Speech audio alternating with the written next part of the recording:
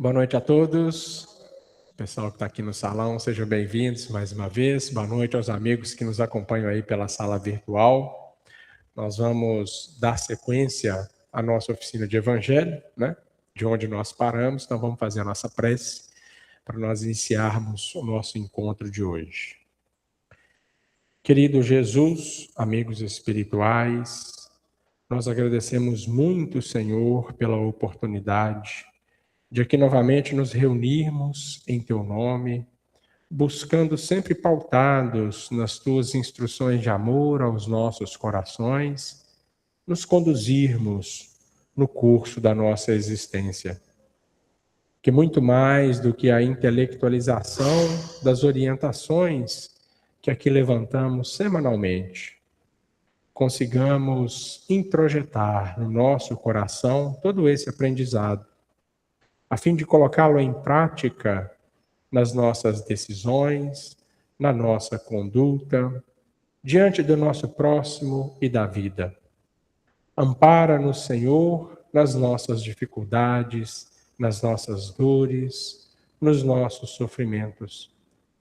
Auxilia aqueles corações que também transitam pela dor e pela dificuldade, onde quer que se encontrem. Que os amigos benfeitores possam, através da sua caridade, Jesus, levar o lenitivo de que cada um necessita, neste momento em especial, aos nossos irmãos da Colômbia, que passam por um momento trágico, mas que confiantes, Senhor, temos a certeza que nada está fora da lei divina. Assim, Jesus, nós te rogamos, como sempre, esteja com todos nós, pois muito precisamos de Ti ao nosso lado na jornada.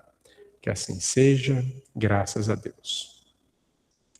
Muito bem, vamos continuar, né? Historicamente, de onde nós paramos. Semana passada, a gente falou sobre o livro de Crônicas. Todo mundo lembra disso? Terminamos o segundo livro de Crônicas. Então, no segundo livro de Crônicas, a gente chegou no curso da história em que os judeus ali da Judéia, da região de Jerusalém, estavam perdendo a batalha para os babilônicos. Então, a Babilônia cercou a região e aí tomou a região. Foi o período do último rei que estava lá no comando da situação, e eles foram levados cativos. Então, o segundo livro de Crônicas fala do término desse período monárquico. Isso vai acontecer por volta do ano 587 a.C. Os judeus foram levados cativos, o império que gerou essa mudança na região era o Império Babilônico, então eles foram levados cativos para a Babilônia, né? Muitos foram levados dali, não todos, mas uma boa parte foram levados como escravos. E o livro de Esdras, que é o que a gente vai trabalhar hoje, ele conta a faixa de tempo dessa história quando esse povo vai começar a cumprir a profecia que havia sido deixada pelo Jeremias do retorno desse exílio deles lá na Babilônia. Então eles saíram, vão ficar lá por algumas décadas, uma boa parte deles, e passado um tempo eles começam a retornar para a região de Jerusalém, para aquele território ali que era o antigo reino de Judá, né? A Judéia, o antigo reino de Judá. Então, o livro de Esdras começa a tratar esse retorno, ok? Você queria perguntar? Pode.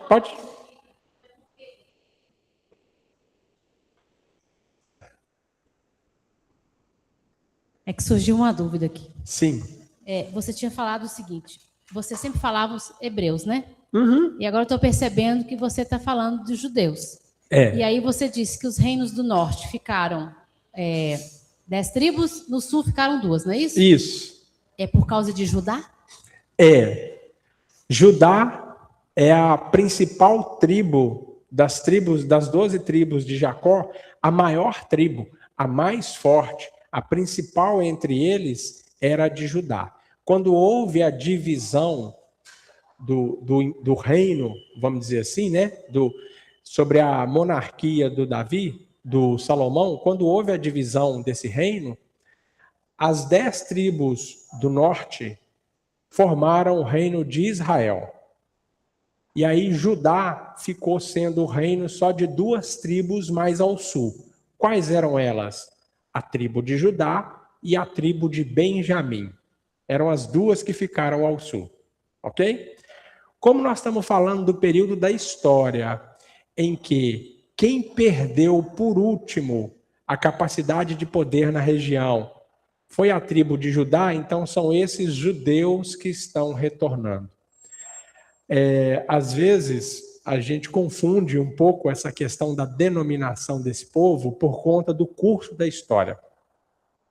Quando nós, no Antigo Testamento, estivermos falando lá do período de Êxodo, saindo do Egito e indo para a Terra Prometida, hebreus.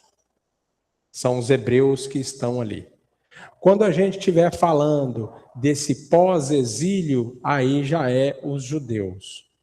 E vamos ouvir também, principalmente depois do período de Jesus, os israelitas. Ok? Hebreus, judeus ou israelitas, nós estamos falando do mesmo povo. Tá certo? Desde o Antigo Testamento até os dias atuais. Tudo bem? Esclarecida a dúvida? Ok. A senhora queria perguntar? Pega só o microfone, fazendo um favor. Tá ligado? A minha pergunta não é muito relevante, não. Eu queria saber, esse povo que foi, um grupo foi ser escravo. Qual foi o critério para escolher esse grupo para ser escravo e o outro não? Ah, tá. A dúvida da senhora é qual que era o critério para escolher quem é que foi para ser escravo e quem ficou para trás? Nossa, essa é uma pergunta que eu não sei responder.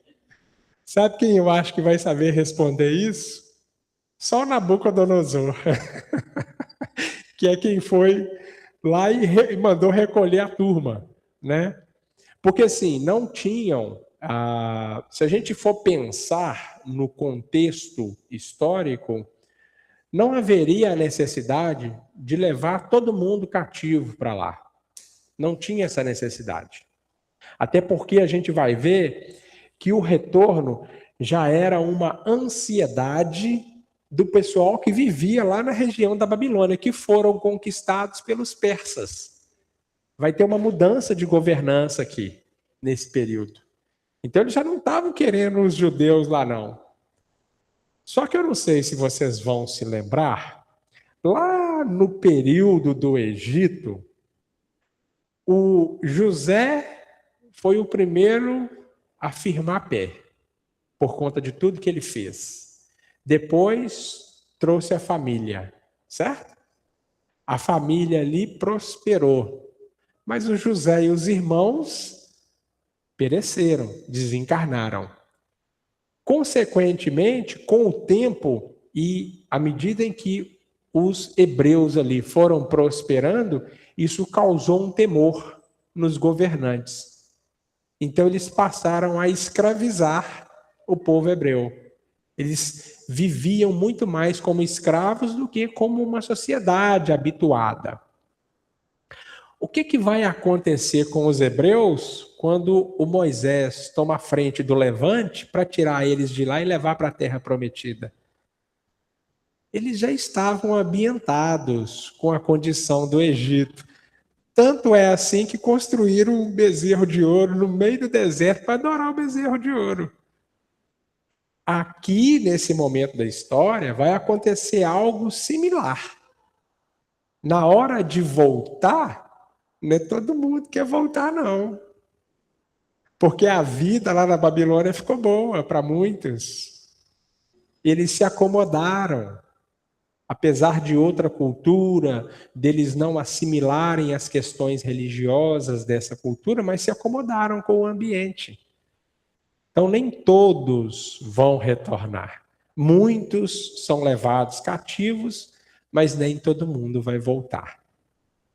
Respondi sua pergunta? Ok.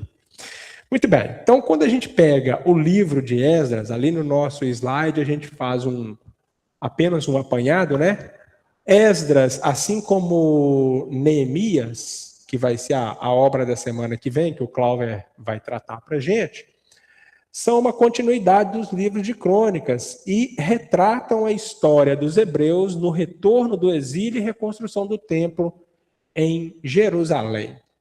As personagens Esdras e Neemias faziam parte dos reinados desde Dário I até Artaxerxes na Pérsia. Ambos os livros vão tratar do surgimento do judaísmo, aí o judaísmo enquanto religião constituída. O judaísmo surge nesse período da história, tá? Do crescimento da comunidade judaica, do cumprimento da lei em 3 bases essenciais: a raça eleita, o templo e a lei. Então, a estrutura dessas 2 obras vão se desenvolver em torno disso. O livro de Esdras está dividido em 2 partes: o retorno do exílio e a reconstrução do templo. E na segunda parte, a organização da comunidade. É um livro relativamente pequeno, ele tem 10 capítulos, então do capítulo 1 até o capítulo 6 é esse retorno, essa explicação de como é que o templo começou a ser reconstruído lá em Jerusalém, e do capítulo 7 ao final do livro é a organização que vai acontecer. O Esdras só aparece na obra a partir do capítulo 7. Do capítulo 7 para frente é o movimento que a gente vai conhecer nessa história com o Esdras. Até o capítulo 6, o personagem principal é o Zorobabel. Vocês lembram do Zorobabel? Lembra não, né? Pois é. Depois eu vou convidar vocês a abrir o Evangelho de Mateus, no capítulo de número 1, onde Mateus vai fazer a genealogia de Jesus. E vocês vão encontrar o nome do Zorobabel lá por volta do versículo 12, 13. Tá? Então, quando a gente fala, eu estou falando da história, o que isso tem a ver com o Novo Testamento? Tudo. Tudo. Tá bem?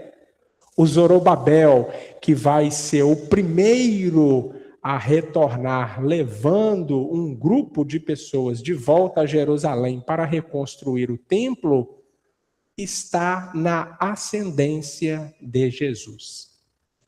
Quando a gente vai olhar a ascendência de Jesus até Davi, o Zorobabel está lá.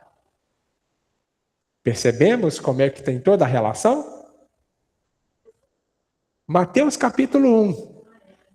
Precisa ser agora não, depois vocês podem procurar, né, no nosso intervalo aqui. Mateus capítulo 1 deve estar lá por volta do versículo 12 ou 13. Para a gente falar desse retorno do exílio, da construção, vamos pegar de onde nós estávamos na história terminando Crônicas, segundo livro de Crônicas. 587, está acontecendo aquele momento lá de conquista por parte dos babilônicos em Judá. Há uma destruição do templo, porque tinha uma resistência. Quando eles conseguiram chegar, eles destruíram tudo. Então há uma destruição total do templo. O Nabucodonosor vai subtrair os artefatos, principalmente prata, ouro, vai levar tudo embora para a Babilônia, vai levar um grupo de judeus cativos para lá.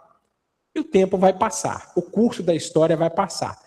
Existe outras narrativas históricas dentro desse período até chegarmos aqui em Esdras, ok?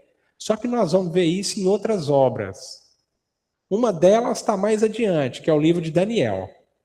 Daniel estava lá nesse período do cativeiro, na Babilônia. Então a história dele acontece lá. Ok? Então o livro de Crônicas, o livro de Esdras, começa narrando o movimento que é feito, a permissão que é dada pelo governante da Pérsia para que os judeus retomassem a sua trajetória de volta para a origem. Por que isso acontece? Porque o rei da Pérsia, quem assumiu, quem derrotou Nabucodonosor, não tinha a menor preocupação se os judeus tinham que ficar escravos, se eles podiam ir embora. Isso para ele não fazia a menor diferença. Ele não estava preocupado com as questões religiosas dos judeus, estava preocupado com nada disso. Os interesses dele eram outros. Então ele foi requisitado a dar esta oportunidade de retorno desse povo para a sua terra de origem, que era a região da Judéia, e fazer a reconstrução do templo. Ele concedeu isso, tranquilamente, foi lá e concedeu. Editou um ato lá de governança e concedeu essa possibilidade.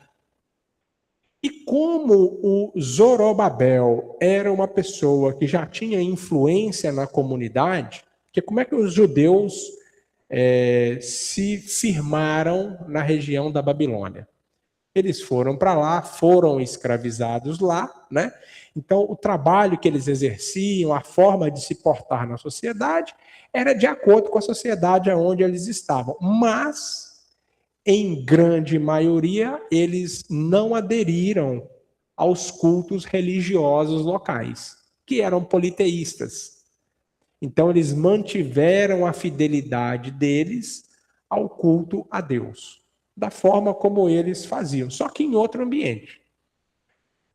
Quando eles vão retornar, dentro dessa mudança social que vai acontecendo, o Zorobabel já era uma figura de importância, uma figura de relevância. Então, o rei, que era o Ciro, nesse momento era o Ciro, ele vai nomear o Zorobabel para fazer esse trabalho de recondução do povo. E devolveu tudo, pegou os artefatos que o Nabucodonosor tinha levado, então devolveu tudo para eles. Pessoal, está aqui, pode ir embora, pode voltar, pode ir lá construir o templo de vocês. Isso não era um problema para a Pérsia. Tá? Os persas foram os que tomaram o controle de toda aquela região ali, Mesopotâmia, Ásia Menor, chegando até na cabeça do Egito, ou seja, no norte da África, depois dos babilônicos. Tá? Então foram os persas que retomaram o controle daquela região. Eles tinham o controle antes dos babilônicos, os babilônicos tomaram o controle e agora eles estão retomando o controle daquela região.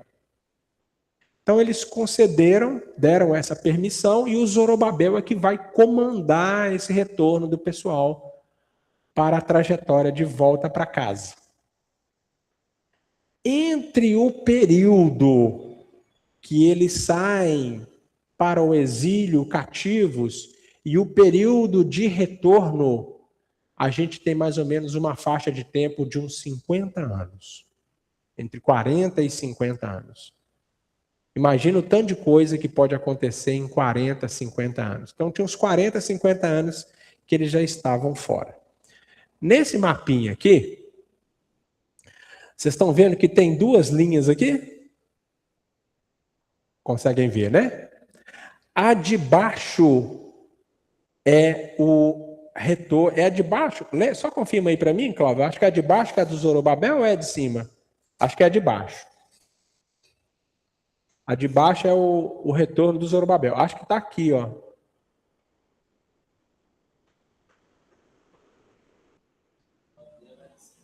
A de cima? Tá. Então a de cima é o Zorobabel. O retorno do êxodo, o retorno do exílio que acontece com eles, vai acontecer em 3 momentos distintos da história.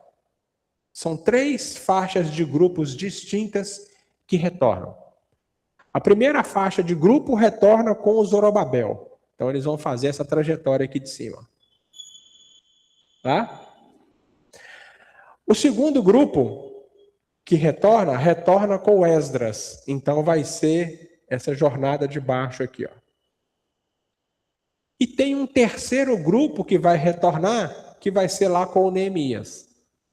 Aí é o fim desse período do exílio daqueles que vão retornar. Okay? Então são 3 grupos distintos que retornam para lá, para a região da Judéia, voltar para casa. Como eu expliquei no início, nem todo mundo retorna.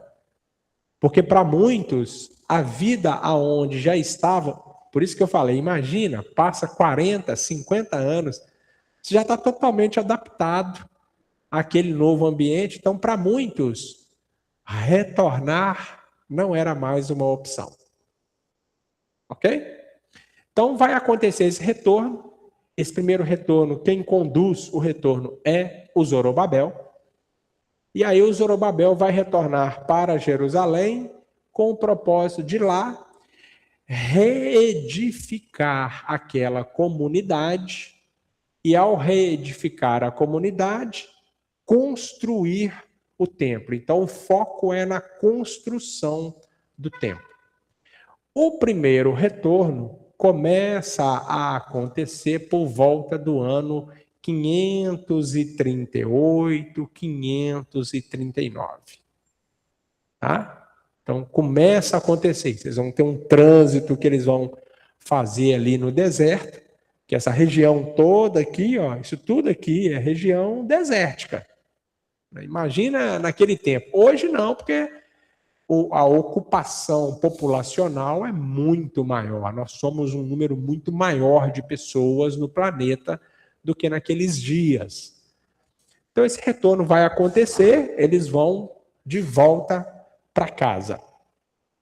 No dicionário da Bíblia, do John Davis, para quem tem, quem não tem, depois tiver a oportunidade de encontrar um exemplar e for pesquisar, tem uma expressão que ele traz em minúcias para a gente uma série de situações envolvendo o povo hebreu, judeu, israelitas no curso da história, que é a palavra cronologia. Nessa palavra a gente entende, por exemplo, só vou dar um exemplo para vocês.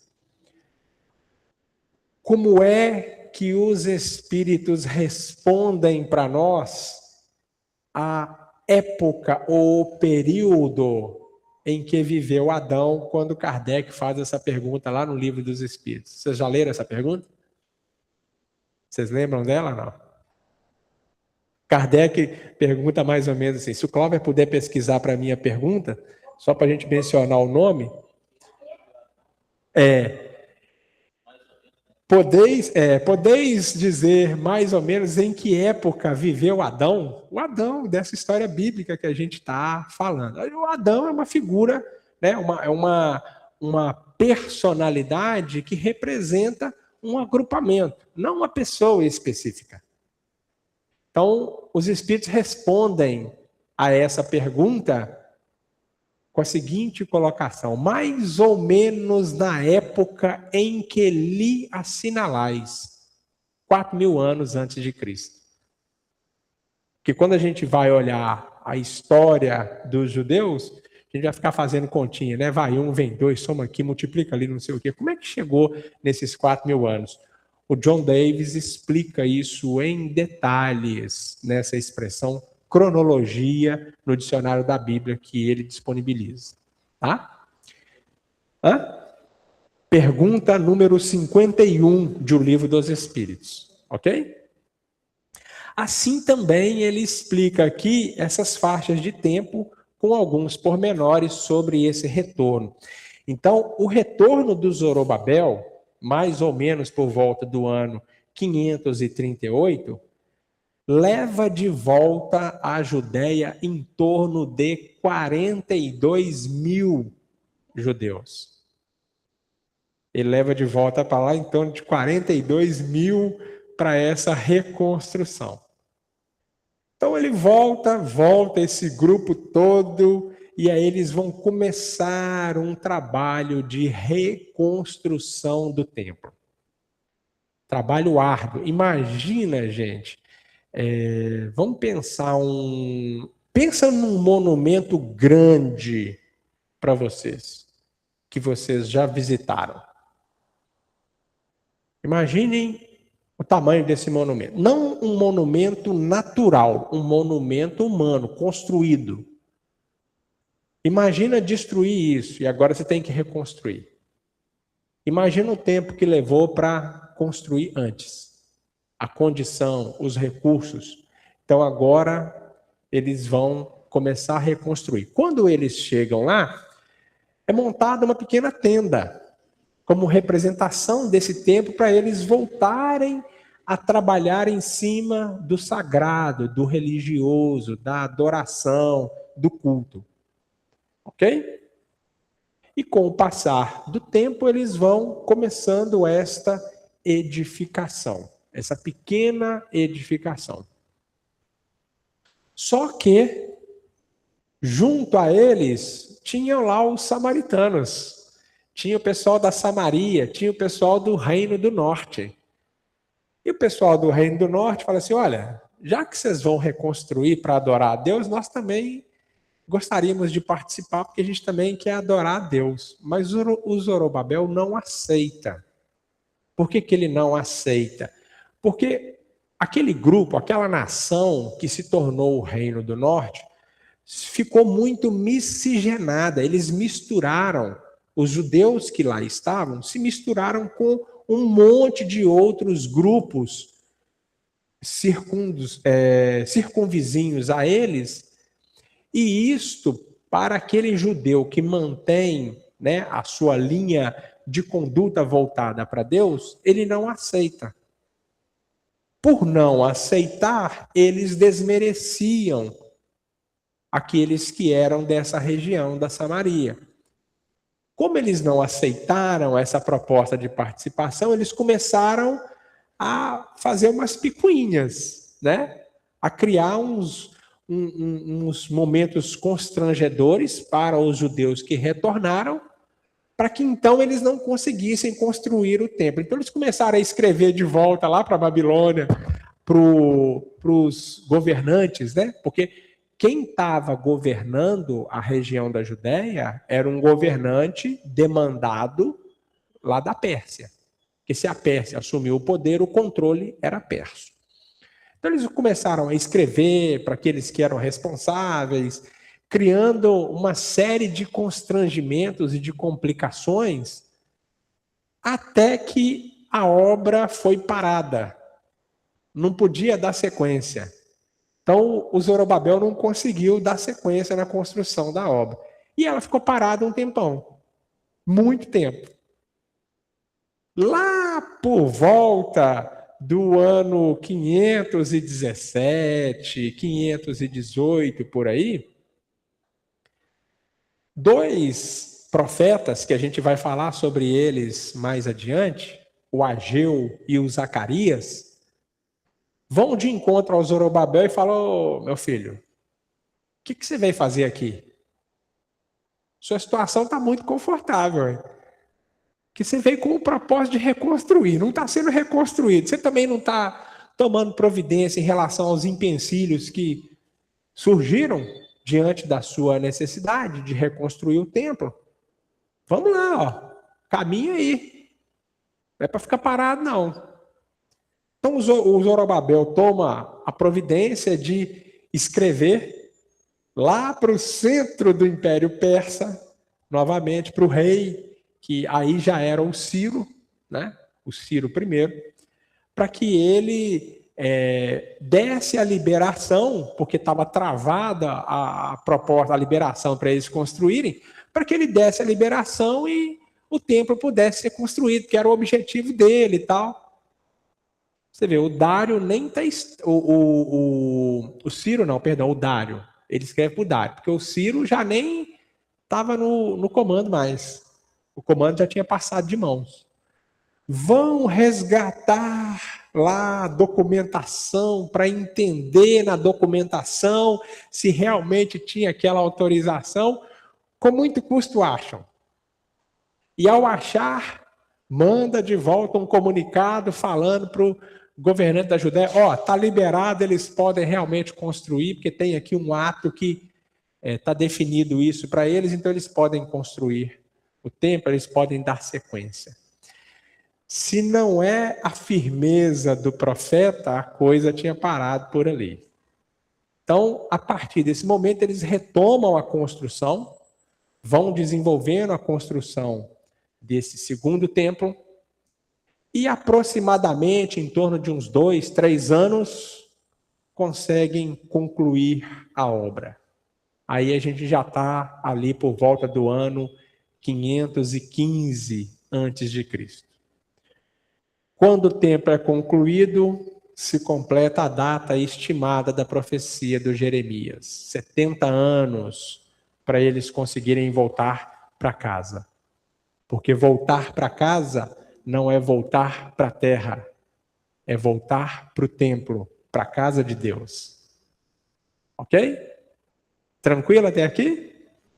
Aqui nós chegamos no final do capítulo 6. Aí vai entrar no livro um salto na história a partir do capítulo 7, que é o advento do Esdras. O Esdras não vai chegar ali logo na sequência. Ele não vai chegar ali de imediato. Ele vai chegar décadas depois. Quando Esdras chega, já é outro governante que está tomando conta da Pérsia.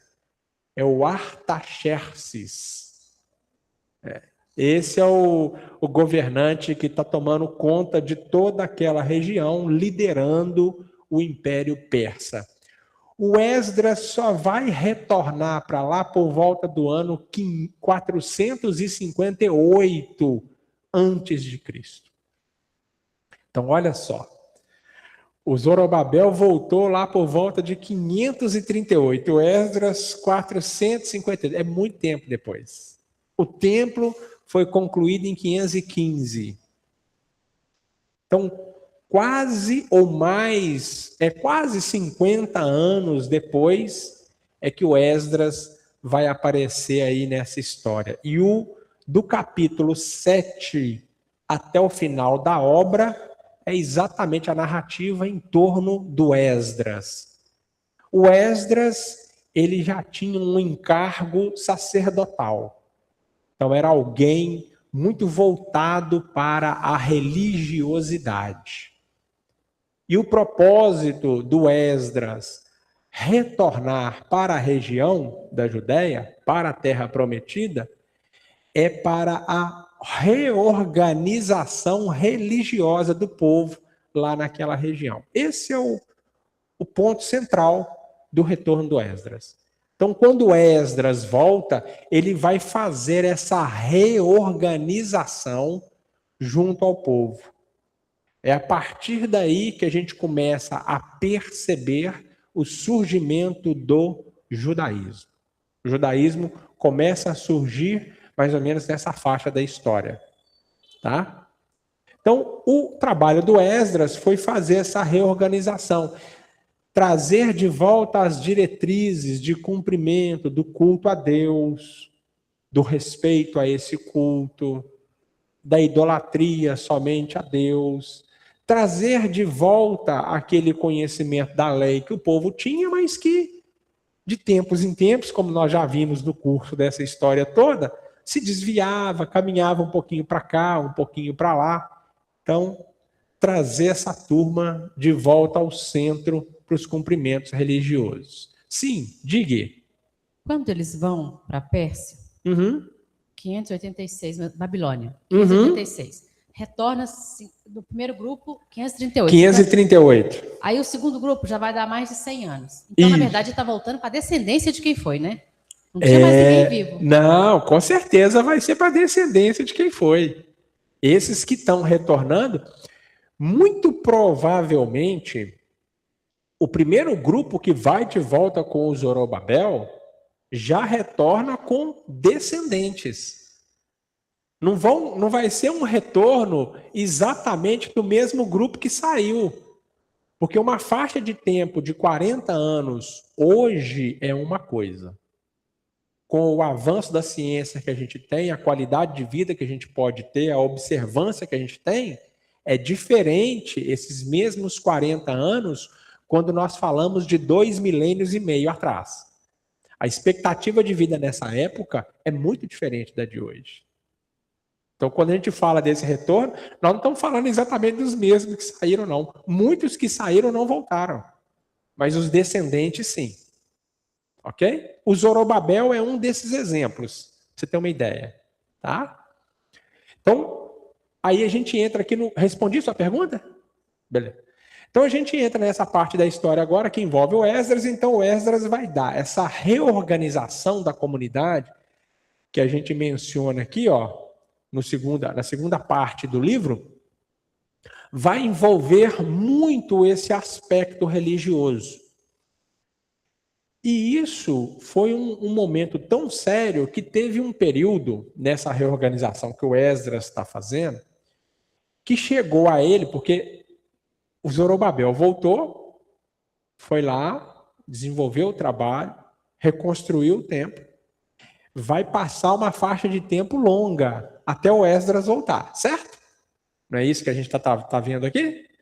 Quando o Esdras volta, ele faz essa reorganização, num dado momento da obra, chegam para ele informando que muitos líderes religiosos que estavam lá em Jerusalém tinham tomado em casamento pessoas fora da cultura, fora do agrupamento. Muitos. Então, o que o Esdras vai promover? Uma verdadeira mudança étnica nos relacionamentos que foram apresentados dentro da visão do judeu com essa distorção. Tá? Então, ocorreram muitas separações, abandonos de filhos, por conta dessa miscigenação que tinha acontecido. A obra termina mais ou menos com a narrativa da nomeação, né, daqueles que adotaram esse tipo de conduta de transformação. E instituiu-se a partir daí essa observância da lei. Habitualmente, isso funciona até hoje, tá? Habitualmente, um judeu casa com uma judia. Habitualmente. Dificilmente há um envolvimento de relacionamento com constituição familiar fora do grupo. Dificilmente isso acontece. Mas acontece. Ok? Mano. Hã?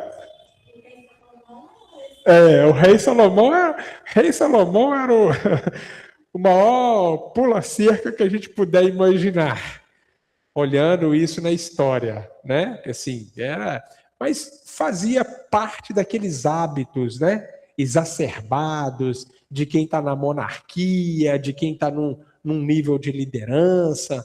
Então é complicado. A gente tem que olhar isso com muito cuidado. Ok? Tranquilo até aqui, gente?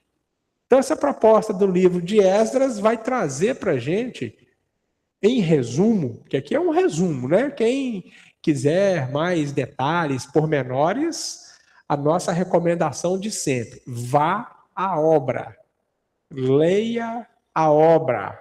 E depois, quando tiver oportunidade, estude a obra para ir fazer as suas conexões, tanto com a doutrina espírita, quanto essa observância em relação ao Evangelho.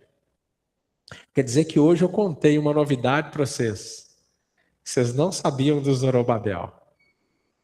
E aí nem faziam ideia que ele está na ascendência de Jesus, né, na genealogia. Ficou tranquilo sobre o livro? O livro é isso. Não temos mais o que comentar. Ei, Ju, tudo bem? Beleza? Alguma pergunta? Alguma dúvida? Alguma dúvida aí? Pergunta aí, Cláudio. Não, né? Então a gente vai concluir a nossa oficina hoje. Semana que vem, se Deus quiser, o Cláudio vai trazer a sequência dessa história. Eu não vou falar nada da sequência, porque senão eu entro no papel dele, ok? Mas vai ser a sequência dessa história aqui, que aí vai ser o livro de Neemias. Sim. Eu vou fazer um questionamento, nem sei se eu posso, não, mas quando você coloca que até hoje, né, essa questão dos laços matrimoniais não podem sair dessa regra que foi colocada nessa época, em questões espirituais, isso é muito forte, né? Sim. Porque se a pessoa reencarnar do outro lado, em uma outra família, em uma outra coisa, ela não vai poder se encontrar com a outra, e aquilo ali vai dar até morte. Só fazer por causa de um preconceito. Só fazer uma consideração. Não é que não podem. Isso é uma questão cultural. Por isso é que eu falei que nós vamos encontrar casais que se formaram a partir de um judeu ou de uma judia, em que o par não tem relação com a cultura judaica, ok? É possível, só que não é normal, não é o habitual. Entendeu? Não é aquela história de, isso é proibido, não pode acontecer de forma nenhuma. Não, pode acontecer.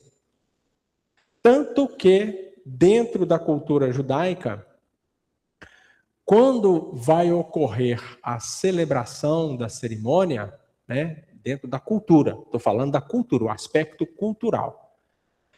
O marido não é judeu, mas ele vai converter? A mulher não é judia, mas ela vai converter? Isso costuma causar dissensão na família.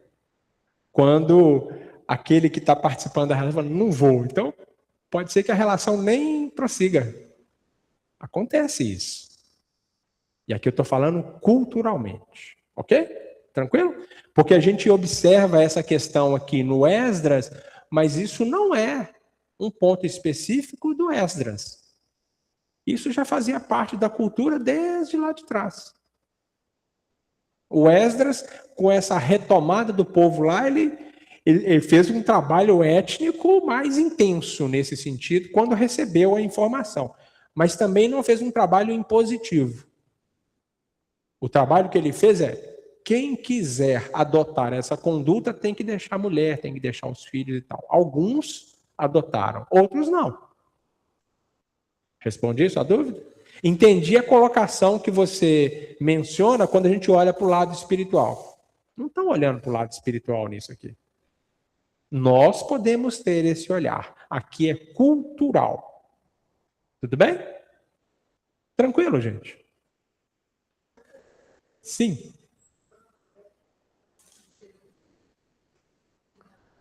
Fala aí no microfone para nós. Zorobabel está muito próximo a Jesus aqui na ascendência dele, porque Sim. Zorobabel gerou Abiúde, Abiúde gerou Eliasim, Eliasim gerou Jesus próximo, está pertinho. Está próximo, porque aí está falando se não me engano, vão ser 14 gerações. Quando você está falando de Mateus 1, né? Mateus 1. Quando a gente olha lá em Mateus 1, está a partir do versículo 12, né, que eu falei. José, Jacó, Matã, Eleazar, Eliúde, Aquim, Sadoque, Azor, Eliaquim, outro Abiúde, Zorobabel. 11. 11 gerações aqui antes. 11 gerações. 12 com o Salatiel, Jeconias. 11 gerações aí, aproximadamente. É pouco, né? Ok? Vamos terminar a nossa oficina hoje? Então vamos fazer a nossa prece, agradecendo a Jesus mais uma vez pela oportunidade, aos bons espíritos pelo amparo, pela inspiração, rogando a Ti, Senhor, como sempre, que oportunidades como esta não nos falte durante a nossa trajetória. Gratidão imensa, Senhor, pelo Teu evangelho de amor, a nos auxiliar e fortalecer na nossa caminhada. Esteja sempre com todos nós, Jesus, pois temos a certeza que muito precisamos de Ti ao nosso lado. Que assim seja, graças a Deus. Então, emerge em 15 minutinhos, se Deus quiser.